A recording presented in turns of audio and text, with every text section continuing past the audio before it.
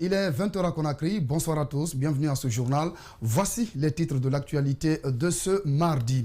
Crise post-électorale, le barreau de Guinée condamne les violences et les tueries, les actes de vandalisme également enregistrés après l'élection présidentielle. Les avocats invitent les acteurs sociopolitiques au dialogue pour une sortie de crise. Vous entendrez le président du barreau de Guinée dans ce journal. En cette période de crise post-électorale, de nombreux travailleurs se retrouvent bloqués dans plusieurs quartiers de la commune de Ratoma par manque de moyens de transport pour les uns et par peur d'être victimes d'agressions pour les autres.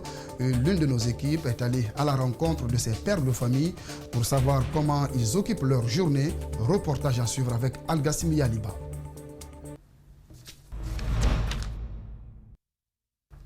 Voilà pour le sommaire de ce journal. Bienvenue à tous. Nous ouvrons donc ce journal par cette page noire. Le monde des droits de l'homme en deuil en Guinée. Le président de l'OGDH a rendu l'âme ce mardi dans une clinique privée de la capitale. Abdulgadir Diallo est décédé des suites d'une crise cardiaque selon sa famille. L'ancien collaborateur du journal Le Lynx va rejoindre sa dernière demeure ce mercredi après la prière de 14h au cimetière de Cameroun. Mamadou Boulere Diallo s'est rendu dans sa famille professionnelle et biologique. Suivez son reportage. Né en 1950 à Bokeh, Abdulgadir Diallo s'est vite fait une place dans l'opinion publique. De sa carrière de journaliste à celle de militant de droits de l'homme, le désormais ancien président de l'OGDH s'est mis à la disposition de tous. Vendredi dernier, il a déploré les tueries enregistrées à chaque consultation électorale en Guinée dans l'émission Les Grandes Gueules sur Adafo Média. Et moi, je crois que ça, c'est imputable à la crise de confiance entre les institutions chargées de la conduite des élections et les citoyens. Aussi longtemps qu'on n'aura pas mis à la disposition du citoyen les moyens de pouvoir choisir librement ceux qui sont chargés de gérer le pays, on tombera toujours dans ça. Dans sa famille biologique, c'est la tristesse, une vive émotion. Difficile pour les parents de prendre la parole. Il a été très fidèle et très honnête. Comme on l'aime l'appeler, Tiano Lynx est un fonctionnaire international qui vient de décéder d'une crise cardiaque. Il a servi un peu partout en Afrique et en Guinée ici. Il était à l'OGDH avec Elhaj Majou qui est décédé, qui le remplace. Devant les locaux de l'Organisation guinéenne de défense des droits de l'homme, les anciens collègues d'Abdulgadir Diallo pleurent la disparition d'une référence. Un grand militant des droits de l'homme en Afrique et dans le monde. Parce qu'il a passé ces dernières années jusqu'en 2017-18 au Burundi, dans la guerre, pendant 4 ans. Donc c'est une grande perte pour les organisations de défense des droits de l'homme en Guinée, la FIDH, OSIWA, la RADO, Human Rights Watch, Amnesty International, en un mot, la famille des droits de l'homme. Aussi, c'est une grande perte pour la Guinée. Le fils du premier maire de Bokeh va rejoindre sa dernière demeure ce mercredi après la prière de 14h au cimetière de Cameroun. Abdulgadir Diallo s'est éteint à l'âge de 70 ans. Il n'a laissé aucun enfant.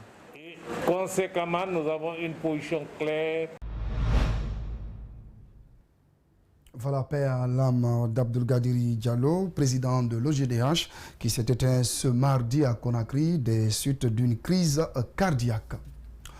La Guinée traverse une crise post-électorale qui engendre des violences, des morts et des blessés. Des cas de vandalisme sont également enregistrés. Face à ce tableau sombre, le barreau de Guinée, dans une déclaration ce mardi, condamne les violences sous toutes ses formes. Par ailleurs, les avocats invitent les acteurs sociopolitiques au dialogue pour une sortie de crise. Mohamed Valek Touré, Ibrahim Touré. Dans une déclaration rendue publique ce mardi, le barreau de Guinée se prononce sur la situation politico-sociale que traverse le pays au lendemain du scrutin présidentiel du 18 octobre dernier. Plusieurs cas de violence ont été enregistrés dans certaines localités qui ont entraîné des cas de mort et plusieurs blessés graves. Le barreau de Guinée s'inquiète et interpelle. Le barreau de Guinée appelle les pouvoirs publics à veiller à ce qu'aucune action de maintien de l'ordre ne vienne à se transformer en des actions de violence légale sur le terrain, tournés contre des citoyens déterminés à se faire entendre pacifiquement.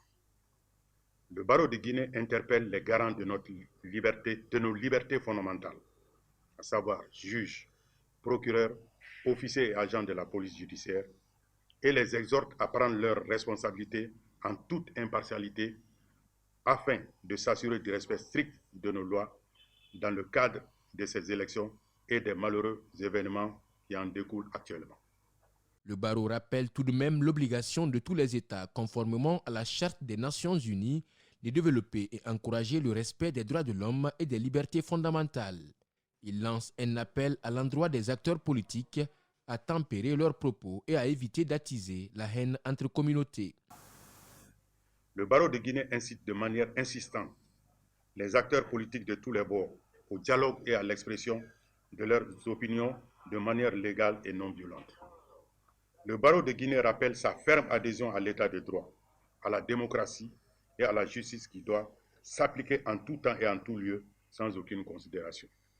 Le barreau de Guinée, comme toujours, se tient à la disposition de l'ensemble des acteurs politiques, publics et de la société civile pour entamer à la première demande quelques initiatives de dialogue et ou échanges dans le cadre des négociations conformes aux vertus républicaines. En ce qui concerne les morts lors des manifestations, le barreau s'indigne et exige l'ouverture d'une enquête judiciaire en vue de situer les responsabilités. Le barreau de Guinée qui se fait voir et condamne les violences qui secouent le pays. Et puis, certains acteurs politiques aussi appellent au calme et à la retenue face aux violences que traverse la Guinée. Sékou Kouressi Condé se réjouit tout d'abord du bon déroulement du scrutin présidentiel et invite les acteurs sociopolitiques à s'impliquer pour l'arrêt immédiat des violences post-électorales. Bernard Koundouno et Abdoulaye Kamara ont interrogé donc le président du parti Arena et ensuite un politologue. Suivez leur reportage.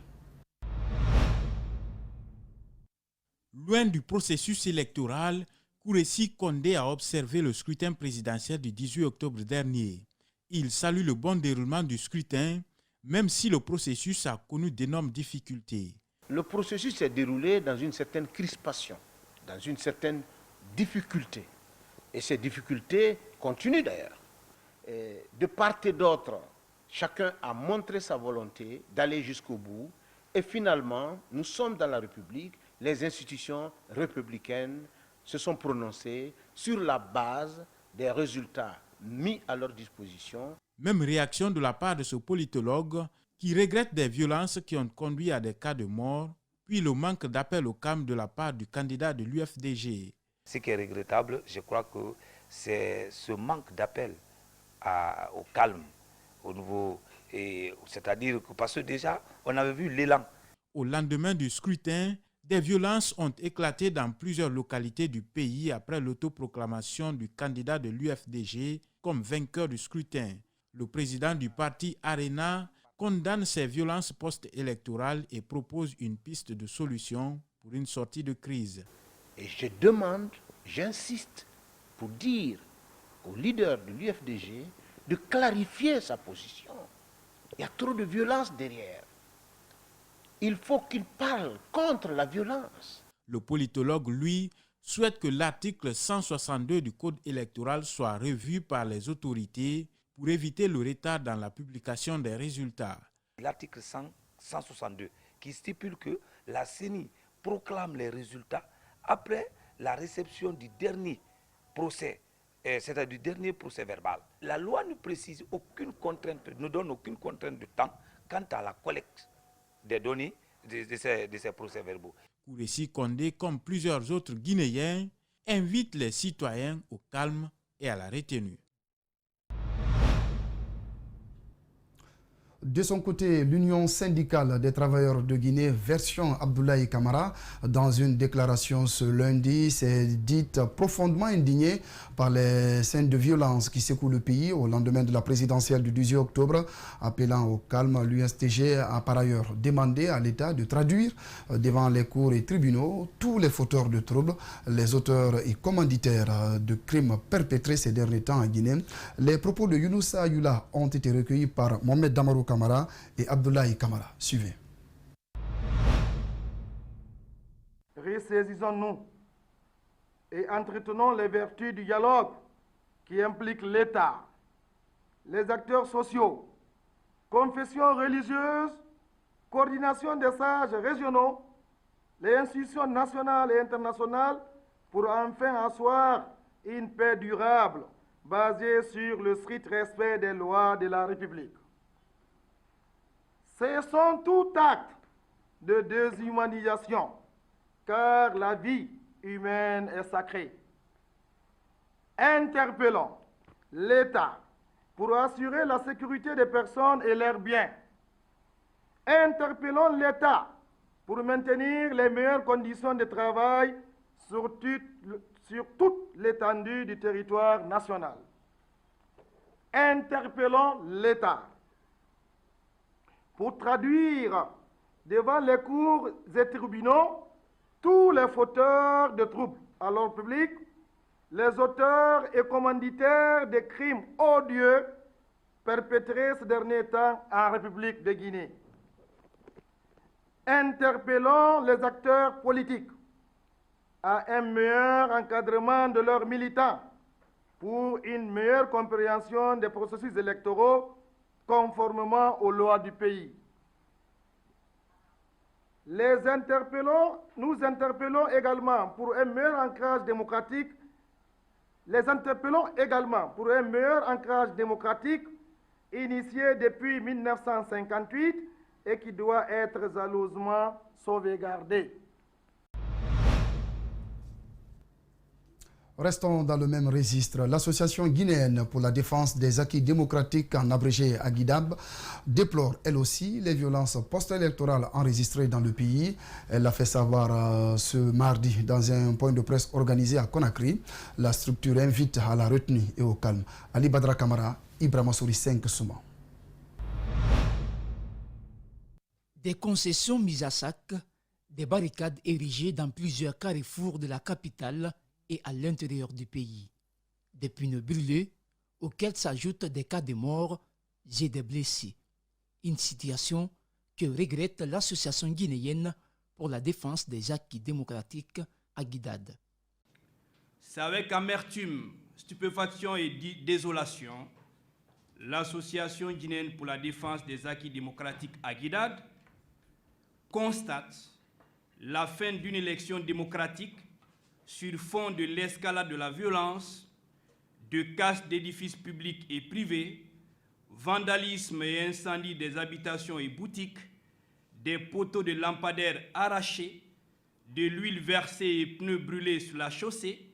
L'association guinéenne pour la défense des acquis démocratiques a par la suite invité les jeunes et leaders politiques au calme et à la retenue. Des aspects, selon elle, pouvant permettre l'acceptation et la solidarité dans le pays. Nous interpellons les jeunes Guinéens à refuser la manipulation politique, la violence physique et verbale et cultiver la paix, le patriotisme, le civisme, la solidarité et la citoyenneté. Aux citoyens en général, la Guinée est notre bien commun à protéger jalousement de toute instabilité, frein de tout développement socio-économique. Aux leaders politiques de tous bords confondus de jouer pleinement leur rôle d'éducation civique et démocratique non violent des militants et d'user des voies de recours que la loi leur confère pour une démocratie vraie en République de Guinée. Cette plateforme de la société civile a, au terme de la rencontre, interpellé les hommes des médias à plus de professionnalisme dans le traitement de l'information en cette période cruciale. On en vient à cet élément annoncé au sommaire de ce journal. En cette période de crise post-électorale, de nombreux travailleurs se trouvent bloqués dans leurs différents quartiers, notamment dans la commune de Ratoma, par manque de moyens de transport pour les uns et par peur d'être victimes d'agressions pour les autres. L'une de nos équipes est allée à la rencontre de ces pères de famille pour savoir comment ils occupent leur journée. Vous allez le voir dans cet élément de reportage réalisé par Algassimi Aliba. Les journées sont très longues et dures pour certains d'entre eux. Ces habitants de Koloma, un des quartiers de la commune de Ratoma, sont parmi les plus impactés par la crise post-électorale. Comme chaque jour, depuis le vote, c'est ici que ces pères de famille se réunissent pour tenter d'occuper leur journée. L'activité principale, faire le thé. Depuis que les mouvements là ont commencé, nous sommes terrés à la maison et dans le quartier ici. Nous restons à la maison jusqu'à 9h, 10h. Après, nous venons nous réunir autour du thé. Nous discutons des problèmes d'actualité et pratiquement c'est le quotidien ici. On ne fait rien d'autre que ça. Nous ne partons pas au travail parce que toutes les rues sont barricadées. Il n'y a pas d'issue, on ne peut pas passer, les véhicules ne circulent pas. Donc il y a les forces de l'ordre qui sont aussi au bord de la route. Nous avons peur de nous faire arrêter, nous avons peur de nous faire déposséder de nos biens. En fait, la journée n'est pas facile, donc on passe des journées qui sont vraiment longues parce qu'on a l'habitude de se lever très tôt le matin et se rendre au boulot. Rester à la maison toute la journée sans aller au travail, un exercice inhabituel pour eux, mais auquel ils sont soumis pour le moment. Ça ne va pas quoi, tout le monde ne va pas au travail, il y a des trucs, même à manger difficilement on gagne dans les différents quartiers, il n'y a pas de pain, il n'y a pas de resto, toutes les boutiques sont fermées. Donc rester à la maison sans travailler c'est vraiment ennuyant, donc franchement nous souffrons. Il lance un message à l'endroit des autorités du pays. De tout faire pour restaurer l'autorité de l'État en respectant bien évidemment les lois de la République. Contrairement aux habitants des autres quartiers, ceux de Koloma sont contraints de rester à la maison pendant ces moments de turbulence, faute de moyens de transport, nous confient certains d'entre eux.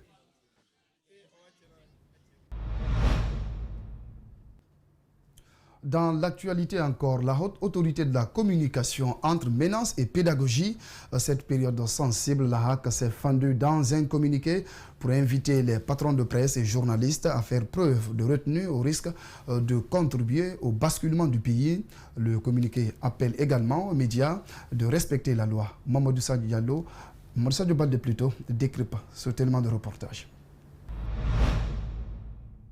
La haute autorité de communication dit constater avec préoccupation la diffusion par certains médias des discours de haine et d'images incitant à la violence et créant la psychose au sein de la population. La HAC rappelle aux patrons de presse et aux journalistes que la loi organique portant attribution, composition et fonctionnement de la haute autorité de la communication HAC de la République de Guinée, en son article 52, alinéa 2, dispose: lorsque les dispositions en matière de communication ne sont pas respectées, la HAC peut prendre les dispositions suivantes: avertissement, mise en demeure, suspension, interdiction. La haute autorité de communication, tout en réitérant sa volonté de privilégier le dialogue, demande aux responsables de médias de faire preuve de retenue et de beaucoup plus de responsabilité pendant cette période post-électorale très sensible. Poursuivant, la haute autorité de communication encourage enfin les médias d'éviter de relayer des propos incendiaires tenus par certains extrémistes, notamment dans les émissions interactives et de débat. La HAC leur demande d'éviter la diffusion d'images choquantes ou susceptibles d'inciter à la violence et à la haine interethnique.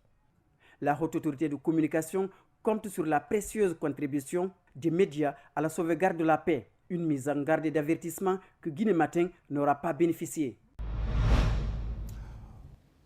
Direction l'intérieur du pays à Kankan, la victoire du président Alpha Condé dès le premier tour de l'élection présidentielle a été célébrée ce samedi avec faste par ses militants et sympathisants. L'opposition, quant à elle, n'a pas souhaité s'exprimer sur ces résultats. Alpha Omar Kouita.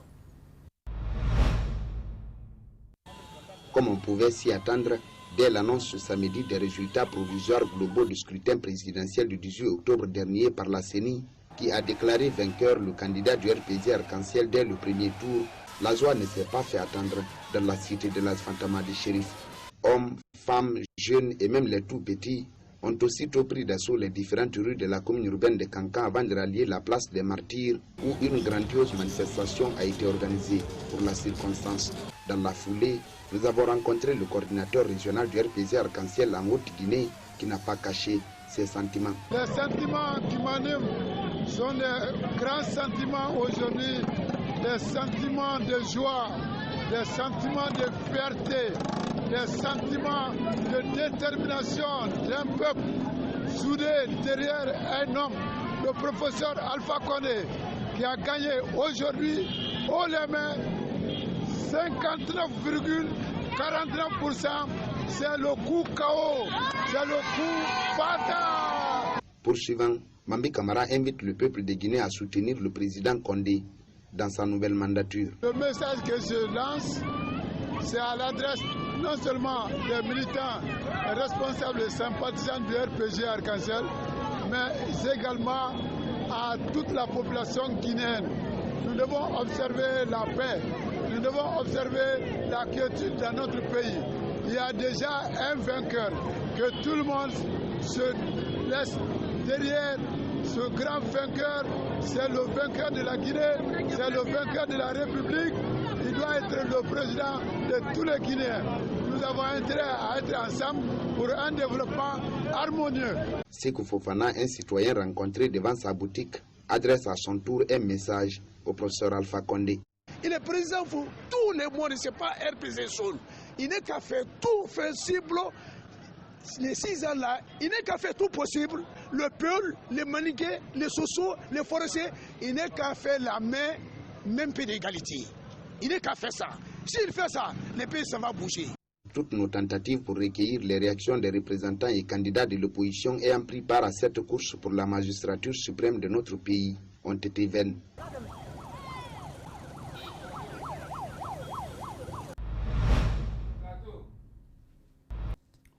Terminons ce journal avec le sport. Le sélectionneur français du Sili national, Didier Six, a dévoilé ce mardi la liste des 23 joueurs appelés pour la double confrontation contre le Tchad. Paul Fatia Tunkara nous signe ce reportage.